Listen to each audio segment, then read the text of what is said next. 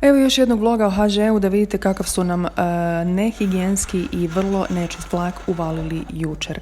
Dakle, ja kad sam ušla jučer u ovaj vagon koji je išao iz Koprivnice za Zagreb, ja sam putovala inače iz Ludbrega u 10:46, pomislila sam da će mi možda zdravlje biti ugroženo kad sam sjela u taj kupe. Kao što vidite, stavila sam vrećicu ispod guze jer sam se bojala da ne dobijem još neku boleštinu. Kad je vlak krenuo, to je sve počelo spoda se dizati i bilo je baš nevjerojatno nešto.